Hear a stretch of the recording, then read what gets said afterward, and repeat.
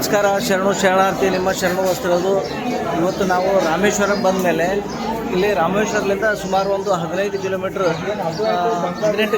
ದೂರದಲ್ಲಿರ್ತಕ್ಕಂಥ ವಿಭೀಷಣನ ಮಂದಿರ, ರಾವಣನ ತಮ್ಮನಾಗಿರ್ತಕ್ಕಂಥ ವಿಭೀಷಣ ಮಂದಿರದಲ್ಲಿ ನಾವು ಇವತ್ತು ದರ್ಶನಕ್ಕೋಸ್ಕರ ಲೈನಿಗೆ ನಿಂತಿದ್ದೇವೆ.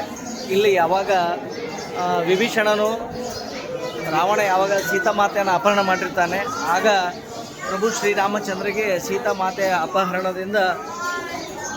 ಅಪಹರಣದಿಂದ ಮುಕ್ತಿಗೊಳಿಸಲು ಸಹಕಾರ ನೀಡಿರ್ತಕ್ಕಂಥ ವಿಭೀಷಣನನ್ನು ಶ್ರೀರಾಮಚಂದ್ರರು ವಿಭೀಷಣನನ್ನು ಪಟ್ಟಾಭಿಷೇಕ ಮಾಡಿರ್ತಕ್ಕಂಥ ಸ್ಥಳವೇ ಈ ಒಂದು ವಿಭೀಷಣನ ಮಂದಿರ. ಈ ಒಂದು ವಿಭೀಷಣ ಮಂದಿರವನ್ನು ತಮಗೆ ತೋರಿಸ್ತಾ ಇದ್ದೀನಿ.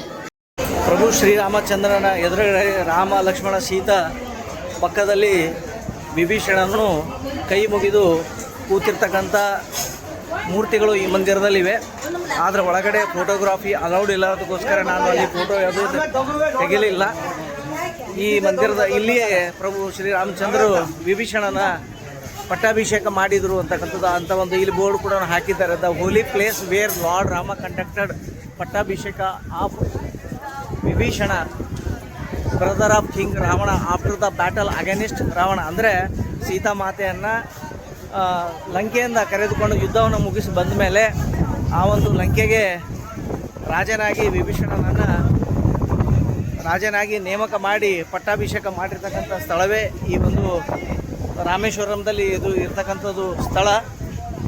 ಇದು ಸುಮಾರು ಒಂದು 15 ಕಿಲೋಮೀಟರ್ ಅಂತರದಲ್ಲಿದೆ. ಇಲ್ಲಿ ಕೂಡ ಎಲ್ಲ ಭಕ್ತರು ಇಲ್ಲಿ ರಾಮೇಶ್ವರಂ ಬಂದ್ರಂದರೆ ಎಲ್ಲ ಭಕ್ತರು ಕೂಡ ಇಲ್ಲಿ ಬಂದು ವಿಭೀಷಣನ ದರ್ಶನ ನಾವು ಇಲ್ಲಿಂದನೇ ಮುಂದೆ ಧನುಷ್ಕೋಡಿಗೆ ಹೋಗ್ತಾ ಇದ್ದೀವಿ.